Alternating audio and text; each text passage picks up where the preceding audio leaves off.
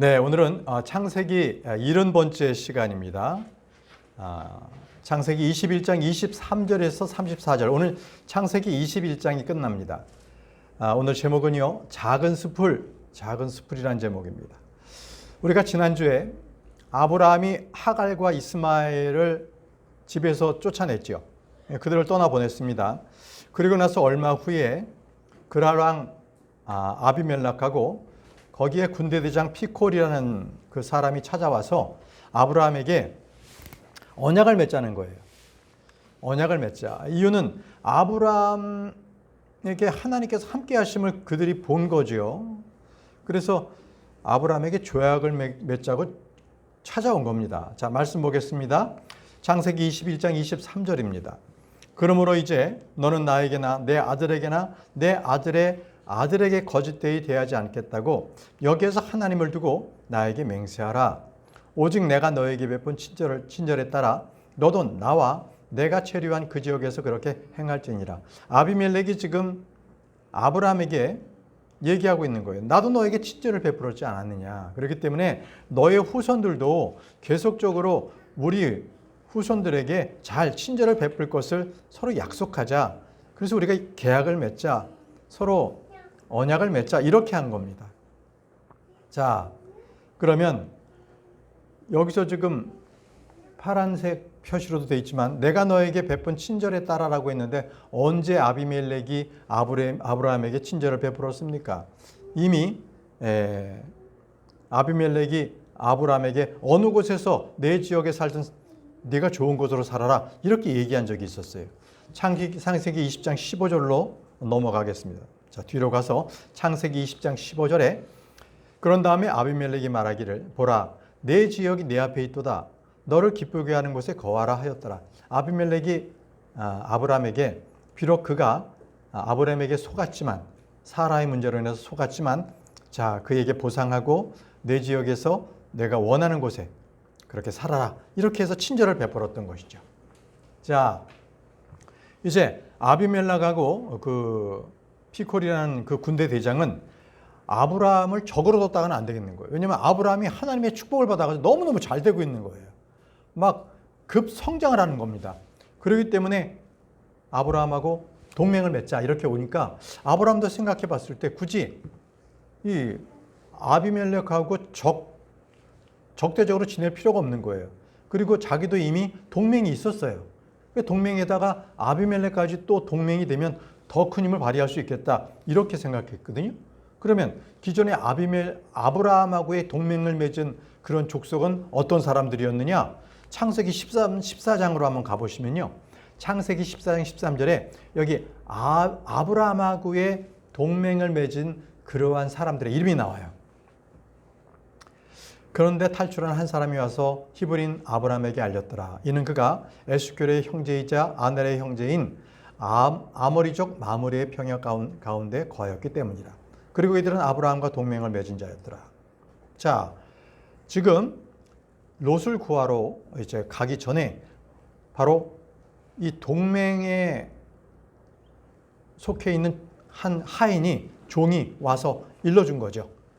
거기서 탈출해가지고. 근데 여기에 지금 아브라함과 동맹을 맺은 사람의 이름이 나오는데 에스골, 아넬, 그리고 아모리족 마므레예요. 여기 아모리족 마므레의 평야라는 것은 어떤 지역을 얘기하지만 이 아모리족 마므레는 사람 이름입니다. 그래서 에스골, 아넬, 마므레는 바로 아브라함과 동맹을 맺은 자입니다. 자, 다음 말씀입니다. 창세기 21장 24절. 그러자 아브라함이 말하기를 내가 맹세하겠노라 하였더라. 자, 아브라함도 흔쾌히 서로 조약을 맺자 이렇게 된 거죠. 여러분, 성경에서요, 바로 하나님의 백성과 이방인들 간에 최초로 맺은 그러한 언약입니다. 아브라함과 그리고 지금 아비멜렉하고 서로 지금 동맹을 지금 맺은 거죠. 자, 그런데 이스라엘은요, 기본적으로 이교도들하고는 언약이나 조약을 맺지 못하게 됩니다. 왜냐하면 지금은 율법 시대가 아니잖아요. 아브라함은. 그 이후에 그 율법 시대에 가면 결코 이방인들하고는 조약을 맺지 말라고 해요. 자, 여호수아서에 보면요. 여호수아는 바로 그 이방인에게 이 거짓 속아가지고 동맹을 맺는 경우가 나오는데요. 여호수아 9장 6절입니다. 여기 지금 기브온 족속하고 지금 동맹을 맺는데 이게 잘못된 거예요. 그리고 그들이 길갈에 있는 진영에 가서 여호수아에게 이르러 그와 이스라엘 남자들에게 말하기를 저희는 먼 나라에서 왔나이다. 그러므로 이제 저희와 맹약을 맺으소서 하였더라. 그러니까 이 기브온에 사는 사람들이 이스라엘 백성들에게 소문을 들었더니 하나님께서 그 지역을 완전히 그냥 정복하도록 힘을 주셨기 때문에 이스라엘을 당해낼 수가 없는 거예요. 그러니까 이 기브온 사람들이 꾀를 낸 거죠. 바로 그 가까이 살면서도 자네들은 저 먼 곳에서 왔다라고 속여서 여호수아와 바로 동맹을 맺은 그런 상황이 된 거예요. 그래서 이때 이스라엘하고 이제 동맹을 맺게 됐는데 마지막 때에도요, 이스라엘은 적그리스도하고 동맹을 맺습니다. 자, 다니엘입니다. 다니엘 9장 27절에 이것도 잘못된 동맹이에요. 그리고 그가 한 주간 동안 많은 이들과 언약을 확고하게 하리라. 한 주간이 얼마요? 7년. 하루가 연으로 했었을 때 성경에는 그렇게 하죠. 하루가 연으로 표현할 때가 있습니다. 그래서 한 주간 7년 동안 7년 대환란. 그리고 그 중간에 그러니까 3년 반에 그가 희생제물과 헌난물을 중단시키리라. 뭐예요? 자기가 하나님이라고 그동안에 서로 언약을 맺은 것을 파기하는 거죠. 적그리스도가. 이런 때가 이때 온다는 거예요. 곧 옵니다. 이처럼 이스라엘은요, 이교도들과의 언약을 맺어서 좋은 결과가 없었습니다. 그래서 맺지 말라고 했는데 이제 아브라함은 언약 이전 사람이었는데 바로 아비멜렉과 아주 언약을 맺은 자기 동맹을 맺어서 손해볼 곳이 없었던 것이죠. 자기는 땅이 없었지만 아비멜렉이 관할하는 그 통치하는 땅에서 자기가 살 수 있었기 때문이죠. 자, 창세기 21장 25절 본문 말씀입니다. 그리고 나서 아브라함은 물이 있는 우물로 인해 아비멜렉을 책망하였으니 그것은 아비멜렉의 종들이 폭력으로 탈취하여 간 것이었더라라고 했습니다. 자, 아브라함이요, 아비멜렉에게 우물에 대해서 지적합니다. 너희들은 우리 우물을 폭력으로 빼앗았다. 어떻게 그것을 그렇게 묵과할 수 있느냐? 여러분, 우리 지난번에도 우리 배웠지만 이 목자, 이 목축업에 있어서 물과 초원은 생명과도 같은 거잖아요. 근데 우물을 발견해서 우물을 팠는데 그때마다 아비멜렉의 종들이 와서 그걸 빼앗아가 버리는 거예요. 그거를 지금 아브라함이 지금 아비멜렉에게 책망한 거예요. 자, 예전에 아브라함의 그 목부들하고 롯의 목부들과도 그러한 물과 푸른 초원, 초장 때문에 싸운 적이 있었죠. 창세기 13장 6절에서 7절 말씀. 그런데 그 지역은 그들이 함께 지낼 수 있을 만큼 그들을 감당할 수 있는 곳이 아니었더라. 이는 그들의 재물이 막대하였으므로 그들이 함께 거할 수 없었기 때문이라. 그리하여 아브라함의 가축을 치는 목부들과 롯의 가축을 치는 목부들 사이에 분쟁이 있었더라. 결국은 물이었습니다. 자, 이 중요한 것을 지금 두고서 서로 목부들 간에 싸움이 일어났던 것이죠. 그래서 중동 지방에는요, 우물이 굉장히 큰 재산입니다. 우물을 몇 개씩 팠다. 그건 굉장한 큰 그건 재산인 거예요. 그래서 구약에서도요, 이 우물은요, 아내, 소중한 아내와 비교를 합니다. 우물이 아내다. 잠언입니다. 잠언 5장 15절에서 18절 말씀 보시죠. 여기는 지금 바로 그 우물을 너의 아내라고, 샘물이라고 표현하고 있습니다. 내 소유의 저수지에서 나오는 물들과 내 소유의 우물에서 흐르는 물들을 마시라. 너의 원천들로 하여금 널리 확산되게 하고 물들이 흐르는 강들로 하여금 거리들 가운데 널리 확산되게 하라. 여기서 지금 그 물의 원천은 아내고요. 흐르는 강물은 자식들을 얘기합니다. 그것들이 오직 너의 소유만이 되게 하고 너의 곁에 있는 타고인의 것들이 되지 못하게 하라. 너의 원천이 복을 받게 하라. 그리하여 너의 젊은 시절의 아내와 함께 크게 기뻐하라. 자, 물의 원천, 운물 얘기하다가 너의 아내와 함께 기뻐하라고 하잖아요. 아내가 운물입니다. 가장 중요한 거예요. 가장 소중한 겁니다. 아내는 소중한 거예요. 자, 이제 아브라함이 우물로 인해서 아비멜렉을 책망했잖아요. 그러자 아비멜렉이 자기는 그 일을 모른다는 거예요. 아니, 내가 그 일을 어떻게 할 수 있었느냐라고 얘기하는데 창세기 21장 26절입니다. 이에 아비멜렉이 말하기를 누가 이 일을 행하였는지 내가 몰랐도다. 너도 나에게 그것을 알려주지 아니하였으니 내가 그것을 듣지 못하다가 오늘에야 들었도다 하였더라. 자, 아비멜렉은 이게 무슨 소리야? 나는 그 얘기 전혀 몰라. 이렇게 얘기하는 거예요. 자, 아브라함은 분명히 이 일은 이 목동들이 했지만 거기에는 아비멜렉의 비호가 있었다. 분명히 그가 이걸 묵인하여 이런 일이 벌어졌다고 아브라함은 그렇게 생각하고 아비멜렉에게 그걸 책망을 했는데 정작 아비멜렉은 자기는 그런 적이 없다. 오늘에야 그걸 들어서 내가 알게 됐다라고 하면서 왜 나에게 그것을 확인할 시간을 주지 않았느냐고 도리어 자기를 변명합니다. 나는 그런 적이 없어. 왜 이제서 얘기해? 이렇게 된 거죠. 신명기 17장 4절에 분명히 이렇게 말씀하세요. 그리고 그것이 너에게 알려져서 내가 그것에 관하여 듣고 부지런히 조사하였는데 보라, 그러한 가증함이 이스라엘에서 벌어진 것이 사실이고 명확한 사항인 경우. 보세요. 율법에서도요, 그것을 알려서 부지런히 조사를 하라는 거예요. 그래서 그게 확인하라는 거예요. 사실인지 명확한 경우를 확인하라는 거예요. 이렇게 이 율법에서도요, 어떤 일이 알려졌을 때 그것을 확인하는 절차가 필요했습니다. 아비멜렉은 자기는 알지 못했고 지금 들어서 확인할 시간이 없었다라는 것이죠. 이렇게 자기를 변명을 했습니다. 자, 다시 본문 말씀 창세기 21장 27절로 넘어가겠습니다. 그러자 아브라함이 양들과 소들을 가져와서 그것을 아비멜렉에게 주었고 그들 양자 간에 언약을 맺었더라 라고 했습니다. 자, 지금 언약을 맺었는데 이 땅은 아비멜렉이 통치하는 땅이거든요. 그런데 그 통치하는 그 땅에 아브라함이 살게 하겠다. 이것을 언약을 맺는데 자칫 잘못하다가는 아비멜렉에게는 큰 화를 입죠. 왜? 자기 땅에 있는 사람이 그 족속이 자기를 배반했다. 그러면 완전히 화약고 아니에요? 자기 그 울타리 내에서 완전히 반역이 일어나는 거니까. 자, 그렇지만 아비멜렉은 아브라함이 원하는 곳에 자유롭게 살도록 허락을 했죠. 자, 그래서 이전에 아비멜렉이 아브라함에게 종도 주고 가축도 줬어요. 그 가축 중에는 양들과 소도 줬거든요. 그래서 아브라함이 다시 예전에 받았던 것만큼 다시 아비멜렉에게 양들과 소를 줍니다. 양들과 소를 줍니다. 다시 예전에 받은 것을 돌려준 겁니다. 보시죠. 예전에 어떤 걸 받았는지 아비멜렉에게 아브라함이 받은 것입니다. 창세기 20장 14절.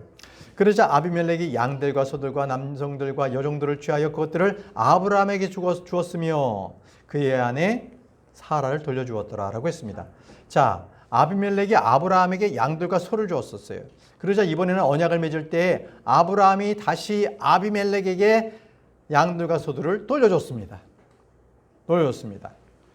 자, 다음 말씀 보겠습니다. 창세기 21장 28절에서 29절. 그리고 아브라함이 양떼에서 7마리의 어린 암양들을 따로 떼어 놓았더라.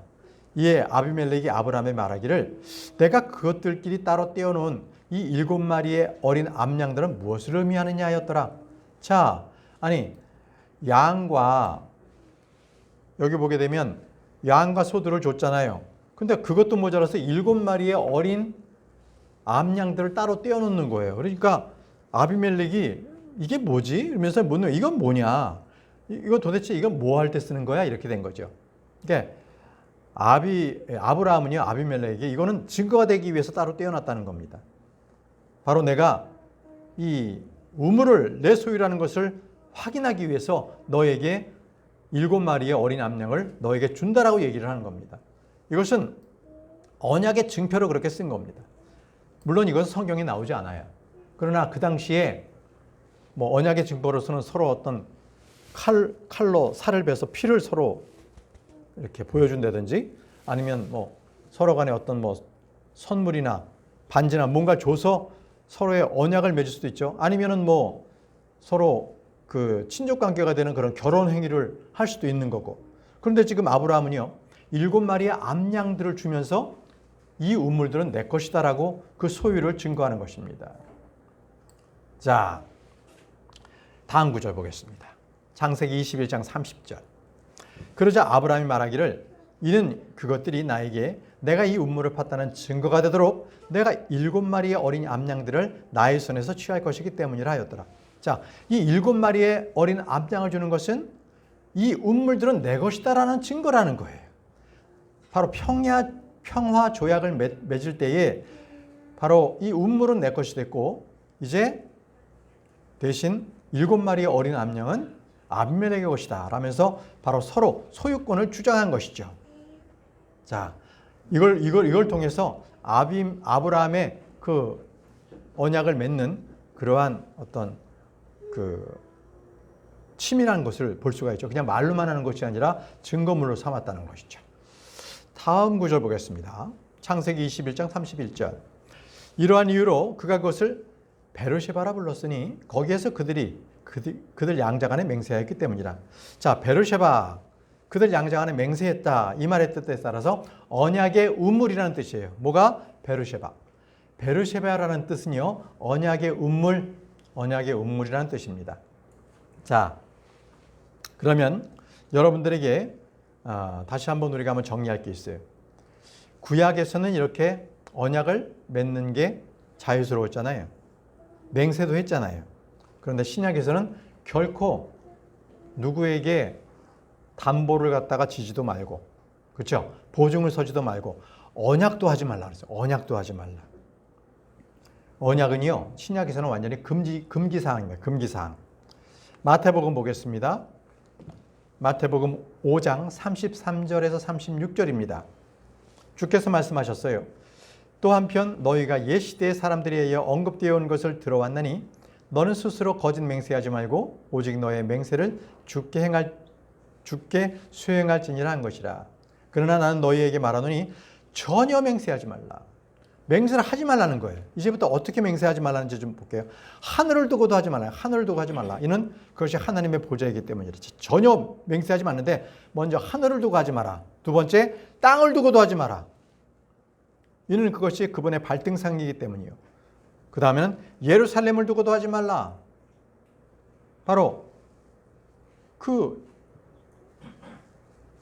왕국이 되는 그 도성, 그것은 바로 위대한 왕의 도성이기 때문에 그 예루살렘을 보고서도 서로 언약을 맹세하지 말라는 거예요. 또 너는 너의 머리카락을 두고서도 맹세하지 말라는 거예요. 왜? 내 머리카락은 내 스스로가 검게 할 수 있는 능력이 없어요. 그냥 그것이 휘어지면 그냥 그거 어떻게든지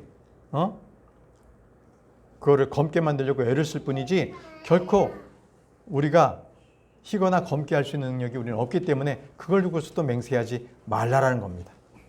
전혀 맹세하지 말라. 이것이 주님의 신약의 말씀입니다. 그러면 왜 구약에서는 맹세해도 됐고 왜 신약에서는 맹세하면 안 됐습니까? 그건 딱 하나예요. 저와 여러분들이 바이블 빌리버는요, 성경을 세대별로 구분해서 볼 줄 알아야 되는 거예요. 그러니까 구약에서는 됐으니까 신약에도 된다. 아닙니다. 구약에서 그러면은 뭐 절기를 지키고 그 다음에 안식일을 지키고 신약에서는 그런 거 없어요. 신약에서는 그런 것들을 지키지 말라는 겁니다. 할례 구약에서는 받았지만 신약에서는 할례 받지 말라는 거예요. 우린 예수 그리스도로 인해서 이미 보이지 않는 할례, 영적 할례를 받았기 때문에 그래요. 다릅니다. 대상과 세대를 서로 구분해서 볼 줄 알아야만 성경을 정확하게 볼 수가 있는 겁니다. 야고보서에서 말씀하세요. 야고보서 5장 12절에 그러나 나의 형제들아 무엇보다 맹세하지 말라. 하늘로도 말고 땅으로도 말며 그 밖에 맹세로도 말라. 다만 너희의 예는 예가 되게 하고 너희의 아니오는 아니오가 되게 하라. 이는 너희로 하여금 정죄에 빠지지 않게 하려 함이라 라고 말씀하셨습니다. 네. 자, 이제 아브라함은 아비멜렉과 서로 맹세를 하고 언약을 맺었습니다. 자, 맹세는 아니더라도요, 우리가 뭔가를 약속하고 서약했다면 우린 그것 또한 반드시 지켜야만 하는 것이죠.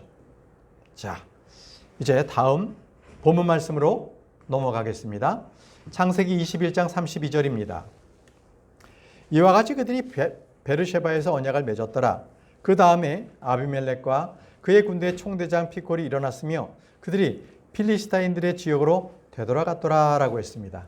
자, 이제 아비멜렉과 피콜은요, 아브라함과 언약을 맺고 이제 그들은 자기 지역인 필리스타인들의 지역으로 되돌아갔다고 했습니다. 언약은 끝났습니다.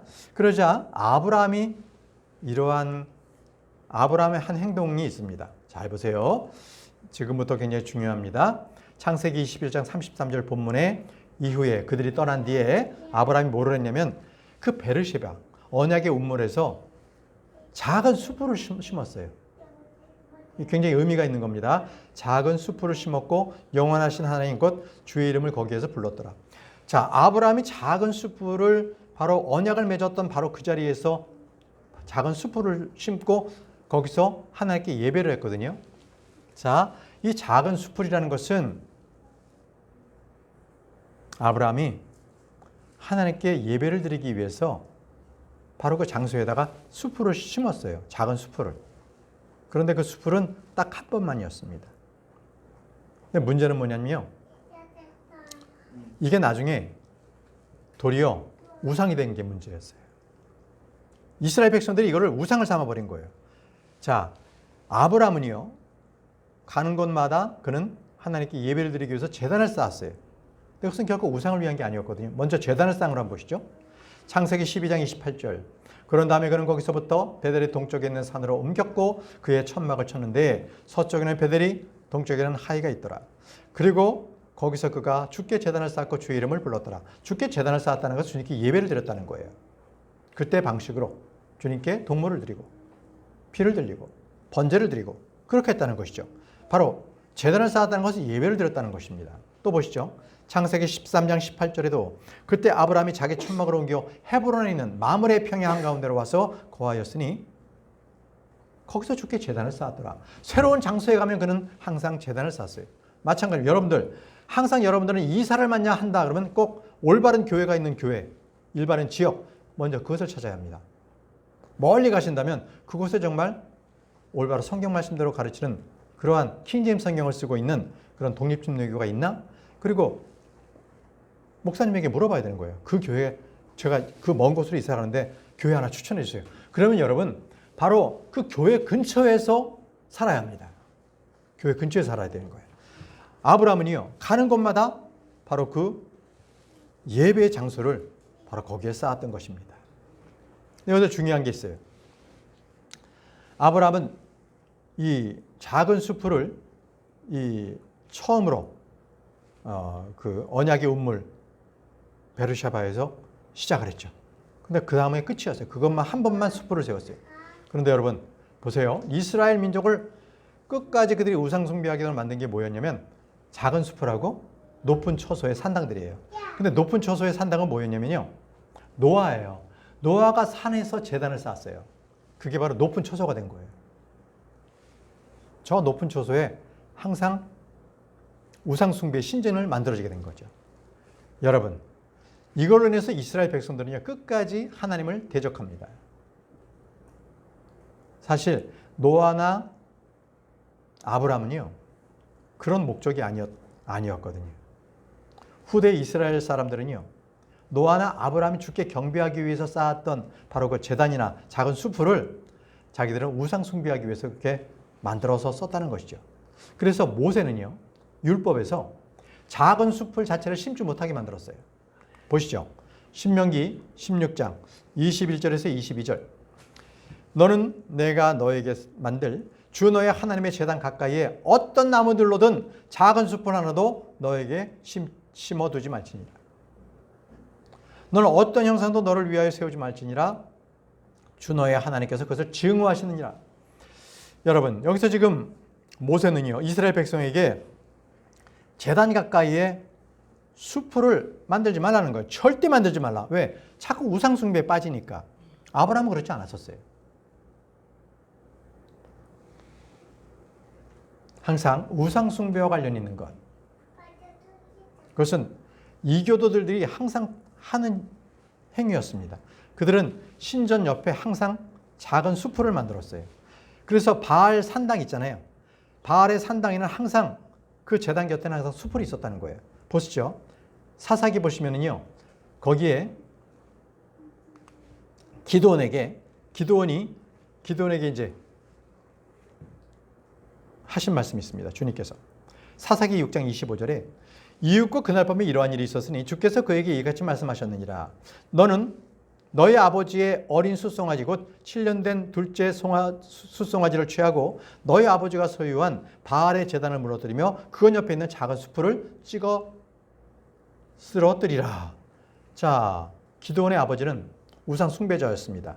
그러자 하나님께서는 기드온에게 너희 아버지가 소유한 그 바알의 제단 무너뜨려라. 그리고 그 옆에 있는 뭐요? 작은 수풀을 다 찍어버리라는 거예요. 이게 이스라엘 백성들에게 횡행했어요. 사사기는요. 이제 이스라엘 백성들이 광야를 건너서 그 2세대들이 이제 가나안에 들어와서 이제 전쟁을 벌이면서 정착할 때였거든요. 그때 그들은 이미 작은 수풀들을 바알의 제단 옆에다가 항상 그렇게 모셔놨던 거예요. 이것만이 아닙니다. 나중에 왕국이 됐을 때도요. 북이스라엘, 남유다 똑같이 작은 수풀을 만들고 그리고 우상의 산당들을 만들어가지고 하나님의 분노, 하나님의 증오를 일으켰습니다. 열왕기상 16장 33절 아합이 한 짓입니다. 그리고 아합이 한 작은 수풀을 조성하였더라. 아합이 작은 수풀을 조성했어요. 뭐예요? 우상 숭배하는 거예요. 그리하여 아합은 그의 앞에 있던 이스라엘의 모든 왕들보다 더 많은 것들을 행하여 이스라엘의 주 하나님을 분노하게 하였더라. 작은 수풀을 조성했기 때문에 우상 숭배를 했기 때문입니다. 작은 수풀, 높은 처소. 이것은 둘 다 바로 이스라엘이 배교했던 바로 그 배교의 상징으로 성경에도 곳곳에 남아 있습니다. 열왕기하 13장 6절입니다. 그럼에도 불구하고 그들이 이스라엘을 죄짓게 만든 여로보암의 집의 죄들에서 떠나지 아니하였고 오히려 그 가운데 살아갔더라. 이게 남유다. 북이스라엘의 첫 번째 왕 여로보암. 그리고 사마리아는 그 작은 수풀도 남아있더라. 작은 수풀도 남아있어요. 여로보암 때부터. 이 왕국이 분열되면서부터. 자, 보시죠. 히스기야 때는요, 종교 개혁을 했어요. 그래서 우상에 관련된 모든 것들을 다 없애버렸거든요. 그 기록이 열왕기하 18장 4절에 나옵니다. 그가 높은 처소들을 치웠고 형상들을 부수었으며 작은 수풀들을 베어내었고 모세가 만든 놋뱀을 산산히 부수었더라. 이는 그 당시에 이스라엘 자녀들이 그것에다 향을 태웠기 때문이라. 그리고 그가 그것을 느후슈탄이라 불렀더라. 여러분, 놋뱀 아시죠? 놋뱀. 그 광야에서 불뱀이 나타났을 때에 그것에 이스라엘 백성들이 불평을 하니까 하나님께서 불뱀을 보내셔서 다 그들을 죽게 하신 거예요. 그때 모세가 기도해서 하나님께서 놋뱀을 만들어서 높이 달아라. 그러면 그것을 바라보는 자는 살 것이다. 이렇게 된 거거든요. 근데 문제는요. 그때부터 그 놋뱀을 이스라엘 백성들이 하나의 신으로 섬긴 우상 숭배한 거예요. 느후슈탄. 이렇게 섬긴 거예요. 그때 나중에 히스기야가 종교개혁을 하면서 이것을 다 없애버립니다. 이 우상들을 다 없애버린 게 히스기야입니다.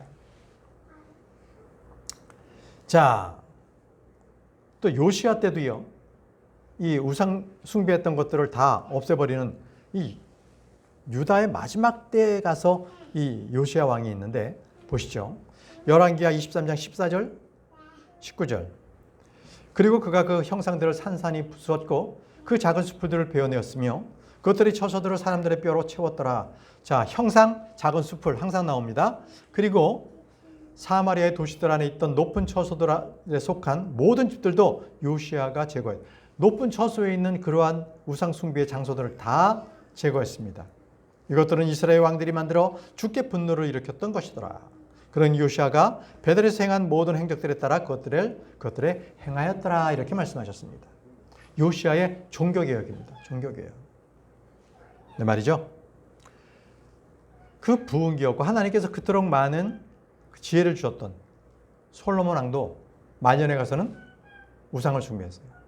보세요. 열왕기상 11장 7절. 그때 솔로몬이 모압에 가증한 크모시를 위하여 우상입니다. 예루살렘 앞에 있는 언덕에 높은 처소 하나를 건축하였고 그 우상을 위해서 높은 처소를 건축했어요. 암몬의 후손들의 가정을 몰렉을 위해서도 그리하였더라.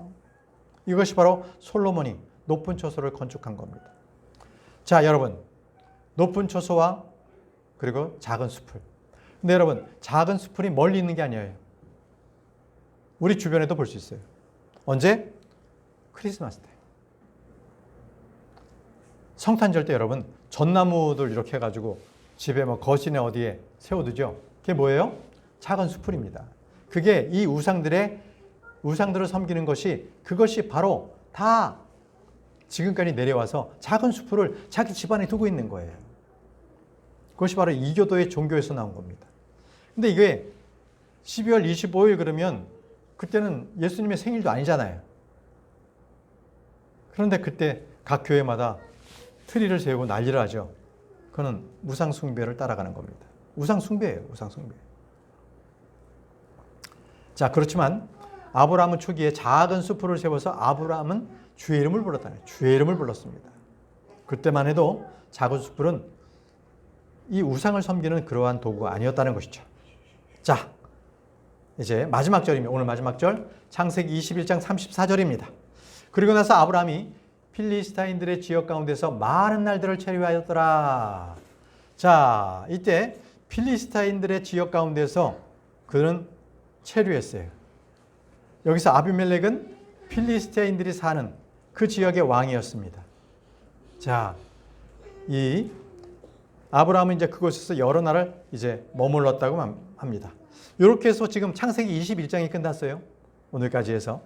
다음 주에는 창세기 22장을 공부할 텐데 아주 여기에는요, 하나님께서 예수 그리스도의 갈보리 십자가를 예표로 하는 바로 아브라함이 아들 이삭을 바치라 모리아산, 바로 그 십자가가 세워질 바로 그 동산, 바로 그곳에서 이삭을 바치라고 하는 아브라함을 시험하시는 장면이 기록되어 있습니다. 자, 우리 다음 주에 우리 창세기 22장 공부하겠습니다. 우리 기도하고 마치도록 하겠습니다.